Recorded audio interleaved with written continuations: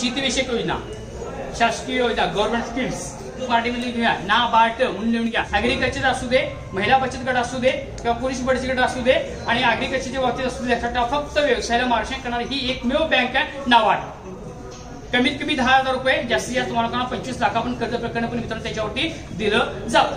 हा, nationalise bank of agriculture and rural, हा या त्याचा अर्थ nationalise bank of agriculture and rural development तुम्हाला का देतो. हा, याच्यातली जसं नाबार्ड मधली शेळी पालनाची ना पहिली योजना शहीद गोवारी स्मृती शेळी पालन सहकारी योजना ही पहिली योजना आहे. फक्त शेळी पालनासाठी लक्षात नाबार्डकडून तुम्हाला मिळते. शासनाने तुम्हाला होते याचं देखील वैशिष्ट्य मग तुम्हाला सांगितलं आपण असंच आहे. कमीत कमी भांडवल, कमी जास्त नफा मिळवून देण्यासाठी ही योजना आहे. त्याचा फायदा निवड कशा प्रकारे शेळीची करायची त्याचं प्रशिक्षण तुम्हाला दिलं जातं. त्याचं रोगराईचं नियंत्रण कशा प्रकारे केलं जातं, त्याचं आधुनिक पद्धत कशा प्रकारे करायचं हे तुम्हाला सांगितलं. त्याच्यामध्ये सगळं दिलं जातं. त्या योजनेच्या माध्यमातून सगळं दिलं जातं. शेळी लसीकरण कुठले द्यायचं हे देखील ते तुम्हाला सांगितलं. आणि बंदिस्त शेळी पालन, उंदी बंदिस्त शेळी पालनासाठीच दिलं जातं, मोकाटसाठी नाही. पहिली योजना हा बीज भांडवल योजना पहिली, त्याला इंग्लिशमध्ये सीड असं म्हणतात. बीज म्हणजे काय, सीड. या योजनेतलं डॉक्युमेंट्स जे लागतात ते सगळे डॉक्युमेंट्स मी तुम्हाला आताच सांगतो. नियम काय आहेत प्रत्येक योजनेचे की ज्या त्या योजना आहे ते आपण तुम्हाला सांगतो, काय हरकत नाही. जास्त काय वेगळे नाही आहेत, फक्त 1-2 नियम फक्त मागे पुढे असतात. अदरवाईज तुम्हाला सगळे नियम जोडून सगळे तीच असतात, काय हरकत नाही. पहिली बीज भांडवल, बीज भांडवल योजना घेतली नाबार्ड लक्षात. बीज भांडवलची ही योजना तुम्हाला दिली जाते. बीज भांडवल जे उद्योग व्यवसाय करायला इच्छुक आहेत, आमची 2च कंडिशन, जे मनापासून ज्यांची उद्योग व्यवसाय करायची इच्छा आहे आणि ज्यांचं वय 18 ते 45 आहे अशा लोकांना लक्षात ऑलरेडी दिलं जातं. त्यामुळे त्या दृष्टिकोनातून वयाची मर्यादा आपण या ठिकाणी ठेवली आहे. का वयाची मर्यादा ठेवली आहे आणि शासनाने ह्या वर्षी लक्षात मोदी सरकारच्या माध्यमातून आता वाढवली आणि 50 वयाच्या गटापर्यंत लक्षात ही योजना केली आहे. ज्यांचं लक्षात 50 होतं ते लक्षात वाढवून 50 गटापर्यंत ऑलरेडी केलं आहे. त्यामुळे 50 वय गट याच्यामध्ये दाखल केला जातो. बरं, मग यासाठी डॉक्युमेंट्स काय काय लागतात. पहिली सीडची योजना नाबार्डकडून मिळते, बंदिस्त शेळी पालनासाठी मिळते, शेतीसाठी मिळते. मग तुम्ही गाय पालन करा, म्हैस पालन करा किंवा तुम्ही शेळी पालन करा किंवा मेंढी पालन करा, सगळ्याला ही योजना लागू पडते. ठीक आहे. हा येस, माहिती सांगा. काय सांगा माहिती आहे. आता समजा याच्यामध्ये बघा, आता तुम्हाला एक मिनिट थांबा. एकामध्ये याच्यामध्ये विचारलं किंवा माझ्या शैक्षणिक पात्रतेचे लक्षात दाखला असं म्हटलं तर तुम्हाला सर शिक्षण किती लागतंय. ठीक आहे, काय हरकत नाही. ते दाखला तो दाखला तो दाखला, पण तुम्हाला शिक्षण किती लागते कोणाला माहित आहे. पहिल्यांदा अर्जाचा नमुना जो लक्षात त्यांच्याकडे असतो. अर्जाचा नमुना म्हणजे कुठं तुम्ही ऑनलाईन करत असाल तर ऑनलाईन फॉर्म तुम्हाला त्याच्यावरती मिळेल. ऑफलाईन करत असेल त्याची कॉपी असते, त्याच्यावर तुम्हाला अर्जाचा नमुना. पहिली गोष्ट अर्जाचा नमुना. दुसरी गोष्ट शैक्षणिक पात्रता 2 प्रकारची असतात. किती लोकांना माहिती आहे तुमच्यापैकी लक्षात, तांत्रिक किंवा टेक्निकल. आता तुम्हाला पण त्यात पण सांगतो बघा. पदवीधर म्हणजे लक्षात 10वी पासून लक्षात BA BCom BCom हे पदवीधर सुद्धा घेऊन पडलेले सगळे हे साईड वाईज म्हणजे तुमच्या विषय वाईज लक्षात घेऊन पडले लक्षात हे सगळे पदवीधर. आणि तांत्रिक म्हणजे टेक्निकल ज्ञान घेतलेलं आहे. उदाहरणार्थ एखादा समजा जर ऍग्रिकल्चर माध्यमातून जर स्पेशल ऍग्रिकल्चर जरी टेक्निकल ज्ञान घेतलं असेल तर त्याला इंजिनियर म्हटलं जातं.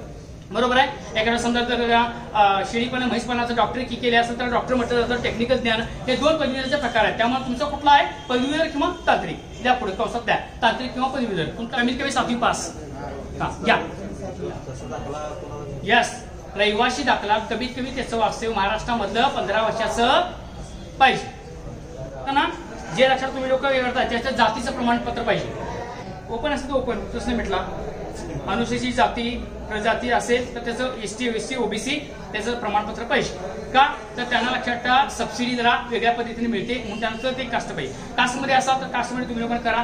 मी SC ST OBC अनुसूचित जाती जमाती कमी असेल ना त्या आपण प्रमाणपत्र का लागतं त्यांच्याकडे क्रायटेरिया का ठरवलं ते मला कळत नाही. ओपन संपला, विषय संपला होती. मी मराठा, हिंदू मराठा त्याला लागत नाही. तुम्ही जर कास्टमध्ये असेल तर प्रमाणपत्र पाहिजे ना.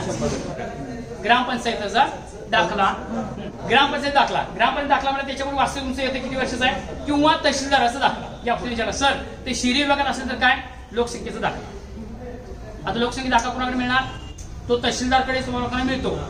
तहसीलदारकडे मिळतो. हा, लोकसंख्या दाखला एवढ्याच लागतो. तुम्ही शहरी विभागात राहताय की लक्षात ग्रामीण विभागात राहताय याच्यावरती तुमचं क्रायटेरिया ठरतो. म्हणून यासाठी तुम्हाला दिलेलं आहे.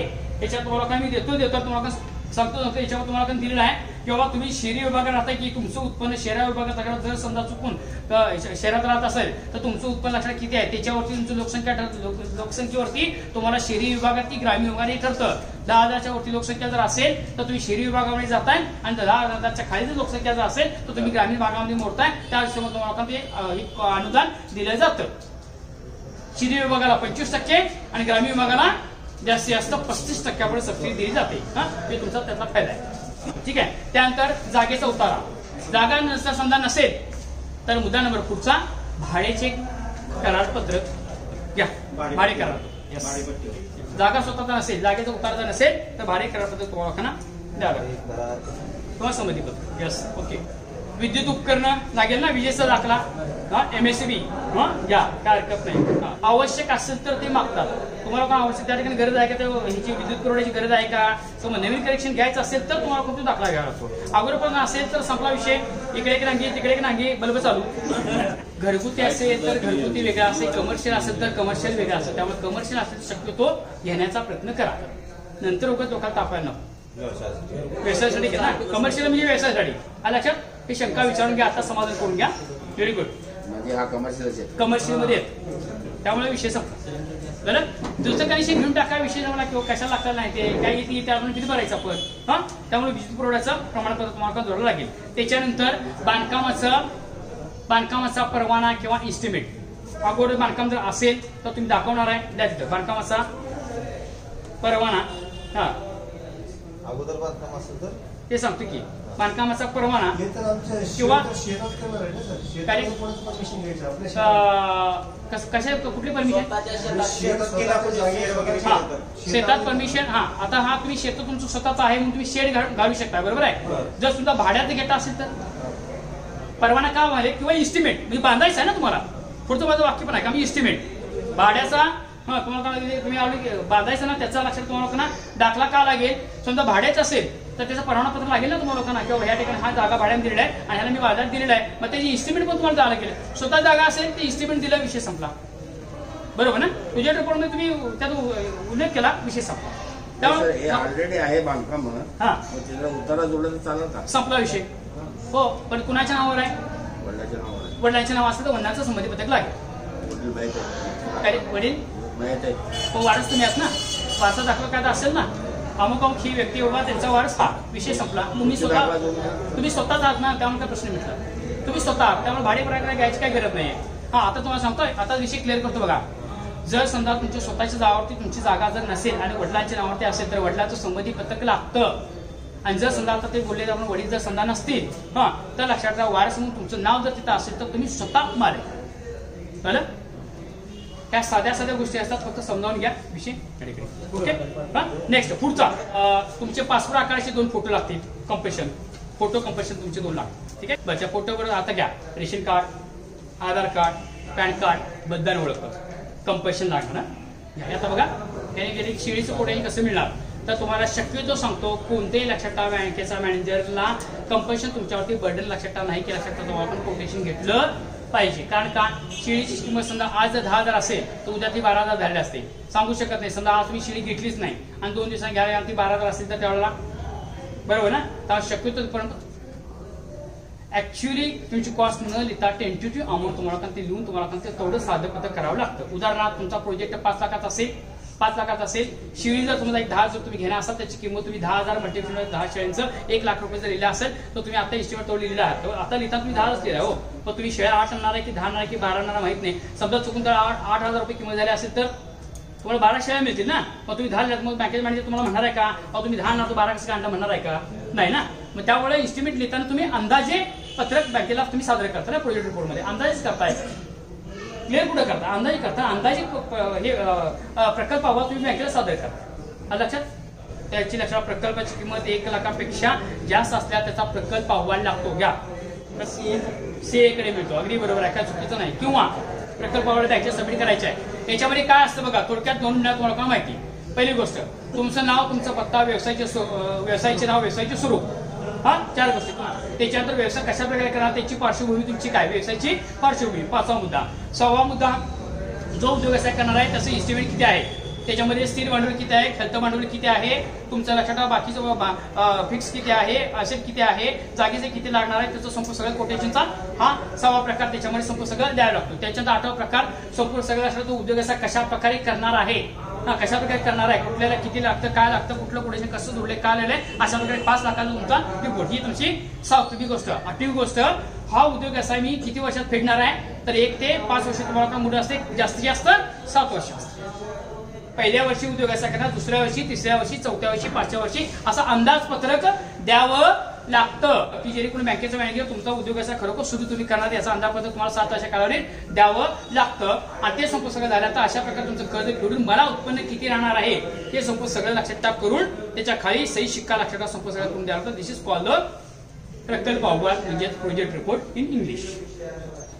आयटी रिटर्न मागण्याचा उद्देश बँकेचा हा आहे. आता जरी तुम्हाला सांगतो हा उद्देश आहे की जर समजा उद्या पैसे घेऊन जर तुम्ही जर कुठे गायब झाला किंवा समजा काय गेला किंवा कुठे गेला तर पैसे तुम्ही रिटर्न बँकेत करण्याची हमी काय, मग तुम्हाला बँकेत मॅनेजर तुम्ही आयटी रिटर्न आहे का असं तुम्हाला विचारतात. जर नसेल आयटी रिटर्न साहेब नसेल, मला नवीन उद्योग साहेब करायचा आहे, मग तुम्ही रिपेड करणार आहे की बँकेला परत करणार आहे की हमी काय द्यायची बँकेला, म्हणून त्या आयटी रिटर्न तुम्हाला विचार नसेल ना तर तुम्हाला लोकांना योजनेचा लाभार्थी म्हणून तुम्हाला लोकांना ह्या 3 योजनेमध्ये तुम्हाला बसवलं जातं. कुठल्या योजनेमध्ये तुम्हाला लोकांचे सांगणार असतात सीएमएजीपी सारखी योजना, पीएमएजीपी सारखी योजना किंवा लक्षात डीआयसी सारखी योजना किंवा बिल भांडवल सारखी योजना ज्याच्यावर तुम्हाला लोकांना अनुदान सरकारकडून मिळतं. त्याच्यामध्ये क्रायटेरिया फक्त एकच आहे, काय, सुशिक्षित आणि विशेष संपन्न. की तो no mortgage, no guarantor, no warrantor, no return, no कमीत कमी 1 लाख जास्तीत 25 लाख.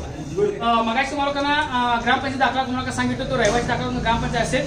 जर तो ग्रामपंचायत तुम्हाला नाही मिळाला 15 वर्षाचा कारण त्याच्या रेकॉर्ड जर समजा नसेल तर तुम्हाला तहसीलदाराचा दाखला द्यावा लागेल. ठीक आहे, तहसीलदाराचा रहिवासी दाखला द्यावा लागेल. त्याच्यानंतर अनुभवाचे प्रमाणपत्र लागेल. या अनुभवाचा दाखला तुम्हाला काय विचारला जातो की एक्सपिरियन्स सर्टिफिकेट काय घेतलं जातं, त्या व्यवसायाची तुम्हाला किती माहिती आहे. म्हणून मगाशी वाक्य मी काय बोलतो, ज्यावेळेला तुम्ही प्रकल्पाला कळतात तर त्या 80% माहिती तुम्हाला असणं गरजेचं आहे. बँकेचं मॅनेजर पहिल्यांदा गेल्या तुमच्याकडे कपाट टिकली मारलेलं नाही की 5 लाख, 10 लाख, 15 लाख, 20 लाख, 25 लाख असं का मारलेलं नाही.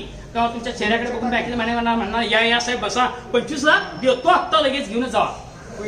कोणी बँकेचं मॅनेजर तयार होणार नाही. मग बँकेचं मॅनेजर काय करतो, साहेब असं आलो एक कुठलं गाव अमुक अमुक पहिल्यांदा बँकेचं मॅनेजर फाईल तपासतो आणि बघतो पहिल्यांदा हे गाव कुठं ह्याच्यामध्ये आहे काय, पहिल्यांदा लिस्टमध्ये आहे काय, इथं कुणाचं थकीत विकीत काय आहे काय पहिल्यांदा बघतो.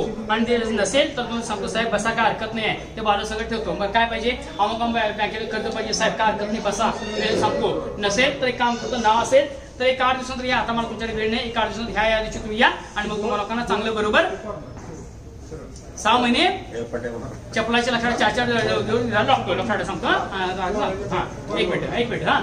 आणि त्याच्यानंतर आम्हाला बँकेत मॅनेजर समजा तुमचं काय नसेल तर बँकेत मॅनेजर तुम्हाला बसवतो आणि सांगतो ठीक आहे काय हरकत नाही तुम्ही बसा आता मी तुम्हाला डिटेल्स सगळी सगळी तुम्हाला माहिती किती आहे व्यवसायाची. पहिल्यांदा होतं साहेब व्यवसाय कुठला करणार आहे, गाव कुठलं अमुक अमुक, ठीक आहे व्यवसाय कुठला करणार आहे, हा व्यवसाय करणार आहे, बरं ठीक आहे काय हरकत नाही. तुम्ही त्याच्याविषयी काय स्टडी केलाय का, आता अनुभवपत्र काय लागतं बघा त्याच्याविषयी तुम्हाला व्यवसायाची काय माहिती पाहिजे तुम्हाला कळलं पाहिजे ना. मग जर समजा आता तुमचं गाव ब्लॅक लिस्टमध्ये आहे आणि तुम्ही जर बँकेमध्ये गेला आणि बँकेचे मॅनेजर तुम्हाला सांगितले की साहेब मला असं कर्ज प्रकार पाहिजे, गाव कुठलं अमुक अमुक, तुमच्या गावाला बरीच हे आहे थकीत आहे त्यामुळे तुम्हाला कर्ज प्रकार मिळणार नाही. पहिल्यांदा बँकेचे मॅनेजर हे असले कागदपत्र तुमच्या असं आणणार आणि म्हणणार पहिल्यांदा बँकेच्या बाहेर जावा तुम्ही 1 वर्षानंतर माझ्याकडे तुम्ही या असं म्हणणार. पण त्यावेळेला लक्षात ठेवा बँकेचं मॅनेजर शक्यतो तुम्हाला असं करण्याचा प्रयत्न कधी करत नाही. कारण का तुम्हाला सांगतो जरी तुमचं ब्लॉक लिस्टमध्ये नाव गावात नाव जरी असलं तर लक्षात ठेवा बँकेचा मॅनेजर तुमची तळमळ व्यवसायाशी बघत असतो. जरी समजा असलं तर त्या तो काय म्हणतो तुमच्या गावात अमुक 10 लोकांना काय तर असं त्यांच्याकडे काय करायला मिळते का बघा, तुमच्याकडे काय करतो अगोदर खोपरानं खाना चालू करतो, तुमच्याकडे असं मिळते का बघतो, तुमची तळमळ बघतो, व्यवसाय किती बघतो, तुम्ही किती वेळा येताय पहिल्यांदा बघतो. पहिला तुमच्या बँकेचा मॅनेजर तो असं फेकला तुम्ही काय म्हणता यायला काय टिकली लावली जा असं म्हणून तुम्ही लगेच निघून जाणार नाही, अजिबात नाही. तुमची व्यवसायाविषयी करण्याची किती धडपड आहे पहिल्यांदा मॅनेजर बघतो, किती लक्षात तुम्ही लोकांना गरज आहे तिची पहिल्यांदा बघतो. 1दा 2दा 3दा 4दा 5दा 10 वेळा जायची पडला 11 वेळा बँकेचे मॅनेजर साहेब बसा तुमचं ब्लॉक आहे पण तुम्हाला आम्ही भेटलं लक्षात. शक्यतो लक्षात बँकेचे मॅनेजर कधी तटवत नाही, कधी तटवत नाही, फक्त काय तुमची तळमळ बघत असतो. सांगतो तुमचं ब्लॅक लिस्ट मध्ये आहे देणार नाही सरळ स्पष्ट, पण साहेब मला गरज आहे ना मी करतो ना रिपेमेंट करायची तयारी. आता मला तुमचा प्रश्न उत्तर रिपेमेंट बँकेचं मॅनेजर शक्यतो नाकारत नाही, तुमची फक्त रिपेमेंट किंवा रिपेट ह्याच्यावर पर्याय आम्हाला सांगा. सांगा 100% नाकारात्मक सांगाल की. मग तुम्हाला सांगाल ना, एकदा जाऊन दोनदा जाऊन तीनदा जाऊन होणार नाही. सारखं बँकेच्या मॅनेजर पाठवून तुम्हाला लोकांना लागावं लागेल. तुमची तळमळ तुमची धडपड तुम्हाला बँकेच्या मॅनेजर दाखवावं लागेल. साहेब मला किती गरज आहे हे तुम्हाला लोकांना दाखवावं लागेल. बँकेच्या मॅनेजर 10 वेळा नाही म्हणणार, पण 11 वेळा शक्यतो तुम्हाला तो पेमेंट देणार. पण त्यावेळेला तुमची सहनशीलता अजिबात तुम्ही हरायची नाही. तुम्हाला सांगून ठेवतो. बँकेची माहिती बरीचशी कारण सांगतोय. आता मार्च एंडिंग आहे, आता हे आहे, आता उद्या ते आहे, ते असं झालंय तसं झालंय हे झालं, सगळी कारण बँकेची माहिती सांगत असतो. बँकेची माहिती कारण सांगून संपली की तुम्हाला सांगतो साहेब काय हरकत नाही, आपण विचार करू. जर समजा वाहन बिन घेणार असाल, ऑटो रिक्षा जीप वगैरे घेणार असेल, त्याचं परवाना पत्र लागेल, लायसन. आणि मोठी वाहतुकीला घेणार असाल ट्रक वगैरे, तर त्याची देखील तुम्हाला लायसन लागते. तर लायसन तुमची. त्याच्या व्यतिरिक्त ग्रामपंचायत, नगरपालिका, महानगरपालिकेचं ना हरकत पत्र लागेल या NOC त्याला आपण लोक म्हणतो. ठीक आहे, ते एक लागेल या. आणि जर एखाद्या मोठ्या प्रमाणात उद्योग व्यवसाय करणार असेल, उदाहरणार्थ मगाशी म्हटलं की सर मी 50,000 गुंतवायला तयार आहे, बाकी मला कर्ज प्रकार मिळेल काय? यस. पहिल्यांदा काय करायचं, आधार तुम्हाला काय सांगतो, उद्योग आधारची नोंदणी खाली लक्षात ठेवा, व्यवसाय रजिस्टर करायचा. उद्योग आधार खाली लक्षात ठेवा, आपली स्वतःच्या उपक्रमाची रजिस्ट्रेशन करून ठेवायची, नंबर घेऊन ठेवायचा. उद्योग असं करा, अगर नाही करा काय हरकत नाही. आता जर तुम्ही नोंद करून ठेवलं आणि 2 वर्षांनी जरी गेला तर तुमचा आधार उद्योग नोंद आहे का, हा मग फर्म आहे काय हरकत नाही. किती वर्षांत 2 वर्षांत उद्योग असं केला नाही साहेब, आता करून लक्षात मला कर्ज प्रश्न आता गरज आहे, आता घ्यायला लागला आहे, विषय संपला. कळलं. DIC जिल्हा उद्योग केंद्र सोलापूरमध्ये जायचं. सरांना पण माहिती आहे, सर पण तुम्हाला सांगू शकलं काय प्रॉब्लेम नाही. तिथं जायचं, तिथं उद्योग आधारचं कागदपत्र मिळतात, ते देखील होते. म्हणजे ऑफलाईन जर करणार असाल तर ते डॉक्युमेंट सबमिट करायची, ऑटोमॅटिक तुम्हाला लायसन काढून एका दिवसात पण मिळू शकते. ऑनलाईन केला तर सगळं डॉक्युमेंट फिलिंग जर तुम्ही करून जर त्या ठिकाणी दिला तर तुम्हाला ऑनलाईन देखील रजिस्ट्रेशन तुम्हाला मिळतो. ते शक्यतो काढून ठेवा. आधार पैसे त्याला जास्त काय लागत नाही, 100 रुपये फक्त फी आहे. उद्योग आधार नोंदणी प्रमाणपत्र या. त्याच्या व्यतिरिक्त उत्पन्नाचा दाखला. कोण देते उत्पन्नाचा दाखला? पुढचा घ्या, तलाठी किंवा तहसीलदार. यस, उत्पन्नाचा दाखला. 10,000 लोकसंख्येखाली ग्रामीण विभाग आणि 10,000च्या वरती लक्षात असेल तर शहरी विभाग. ओके. त्याच्यात उत्पन्नाचा दाखला म्हणजे काय तुम्हाला लोकांना, तर कमीत कमी लक्षात ठेवा 40,000 उत्पन्न तुम्हाला लोकांना सेवा घटकासाठी आणि व्यापार घटकासाठी तुम्हाला लोकांना ग्राह्य धरलं जातं. पण प्रोडक्शन जे करणार असतात किंवा उत्पादन जे करणार असतात त्यांना शक्यतो लक्षात ठेवा काय केलं जातं की 50,000च्या वरती लक्षात ठेवा उत्पन्न जर तुम्ही दाखवलं तर तो घटक त्याच्यामध्ये बोलतो. शक्यतो तुम्ही 40 किंवा 50 1 लाखाच्या आतमध्ये शक्यतो उत्पन्न दाखवत नाही. कमीत कमी 1 लाख, जास्त 25 लाखापर्यंत. 25 लाख कुणाला आहे त्याला पण मर्यादा आहे. तुम्हाला काय मिळतं 10 लाखापर्यंत मिळू शकेल. तुम्ही फक्त व्यापार आणि सेवा करणार असाल तर 10 लाखापर्यंत मिळतं. आणि हे लक्षात ठेवा 10 लाखापासून 25 लाखापर्यंत फक्त प्रोडक्शन म्हणजे उत्पादन जे करणार आहेत, निर्मिती जे करणार आहे त्या लोकांनाच फक्त दिलं जातं, हे लक्षात ठेवायचं. कळलं. सर्व कागदपत्रावर राज्य प्रमाणपत्रित अधिकाऱ्याची सिग्नेचर किंवा सही हवी. यस. गव्हर्नमेंट अधिकारी सगळे चालतात, डॉक्टर सगळे चालतात, वकील सगळे चालतात. ठीक आहे. त्याच्यावरती CS सगळे चालतात, शाळेचे संप सगळे चालतात. एखादा चांगला कोण मंत्री संत्री वगैरे असेल तर लक्षात तुमचं नगरसेवक वगैरे विषयाला कोण असेल तरी पण ते चालतात. त्यांचं ग्राह्य धरलं जातं की हे व्यक्तीला ओळखतात आणि हे लक्षात मी ओळखतो, विषय संपला, चालतो, काय प्रॉब्लेम नाही आहे. ठीक आहे. आणि शेवटचं आणलं असतं, जर समजा तुमच्या एखादं जर उत्पन्न जर तुम्ही जर करणार असाल, बघा तुम्ही उत्पन्न जर करणार असाल तर तुमच्याकडे लक्षात ठेवा ISO 9000चं लक्षात ठेवा. तुम्हाला प्रमाणपत्र जर तुमचं असेल अगोदरचं तर सगळ्यात खूप सुंदर आणि चांगलं ते ग्राह्य धरलं जातं. ISO 9000 2000 प्रोडक्शन उत्पन्न वगैरे करणार असाल आणि जर एखादा व्यवसाय अगोदर सुरू असेल आणि त्याच्यावरती जर तुम्हाला प्रमाणपत्र जर मिळालं असेल तर तुम्हाला लोकांना शक्यतो ISO 9000चं प्रमाणपत्र ग्राह्य धरलं जातं, लक्षात ठेवा. पण ह्या तुमच्या व्यवसाय शेतीला व्यवसायात ते काही गरज नाही, त्यामुळे शक्यतो करू नका. आणि शेवटचं लास्ट 20 रुपयाच्या स्टॅम्पवरती शपथपत्रक लागतं. ऍफिडेव्हिट कुणाकडे केलं जातं? तहसीलदार ऑफिस. ओके. यस. याच्या व्यतिरिक्त कोणतीही डॉक्युमेंट्स तुम्हाला कुठेही विचारणार नाही. इथं डॉक्युमेंटचा विषय संपला आहे. आता ह्यात कोणाला काय शंका आहे? अंगठी बाजू काय करायचं चालेल, काय हरकत नाही. ठीक आहे. हा ठीक आहे. हा ठीक आहे. तुमच्या घरात अजून कोण कोण आहे? मुलगा आहे. हा आणि कोण आहे? हा मंडळी आहेत, मुलगा आहे, सून आहे. बरोबर आहे. तुमचं वय किती? 55 आहे. त्यामुळे तुम्ही त्या योजनेमध्ये लाभार्थी होऊ शकत नाही. त्यामुळे तुमचं शिक्षणाचा प्रश्न येत नाही आणि येत नाही. पोरग्या शिक्षण किती? सुने शिक्षण किती? किती? 12वीपर्यंत आहे. विषय संपला. घरात काही शिकलेले आहे. आम्हाला पहिली कंडिशन काय होती, सुशिक्षित आणि बेरोजगार. सुनेच्या नावाने कर्ज प्रकरण करा, त्याला सपोर्ट द्या, त्याला उद्योगामध्ये आणा, तुम्ही उद्योगाचा करा, चालू करा, मस्तपैकी बँकेत